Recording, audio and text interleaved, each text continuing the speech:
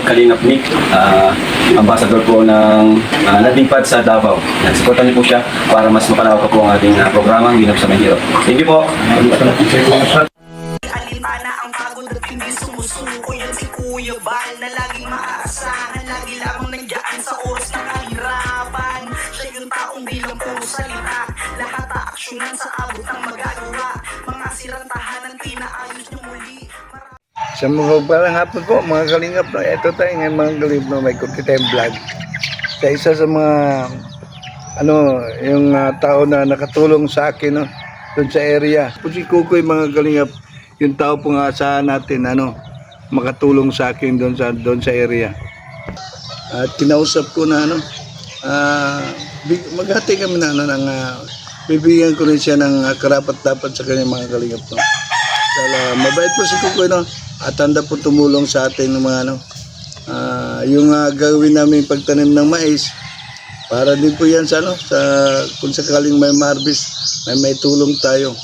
At isa na rin si Kukoy na mag-contribute sa pagtulong po sa ating mga beneficiary. Ito yung bigas ko at saka itong kunting groceries. Sana po pagka sa inyo. Sa ngayon kasi naghanap po tayo ng paraan upang magpapagbigay tayo ng tulong sa ating mga kababayan, mga kalingap At syempre, dahil sa kabaitan ni Kukoy, ay syempre sinusiklan ko mga kalingap ang nararapat sa kanya. At kung sakaling sisertain kami, marami kami ma-harvest doon sa area, sakaling mag-harvest time na, ay bibigyan ko siya ng karapat-dapat talaga na para sa kanya.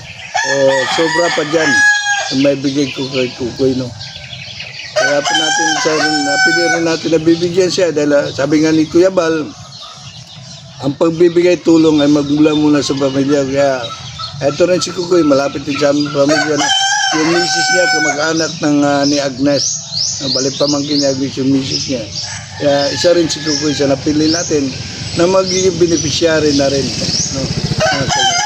Yun lang po mga kalingap. Maraming salamat po sa inyong panonood sa ating vlog at sana po supportan nyo lagi kami mga kalingap ambassadors at iba pang mga vloggers lalo dito sa Mindanao para po marami tayong matutulungan at kung sino po yung nais tumulong ay maaari din kayo magpadala kay Kuya Bal yun na mga kalingap, ang ganda na lang mga kalingap dito lang tayo mga kalingap at sana po patuloy nating tulungan si Kuya Bal sa tumatubang at kalingap at ang bunting kalingap. Yun lang po. Bye-bye and God bless po sa lahat mga kalingap.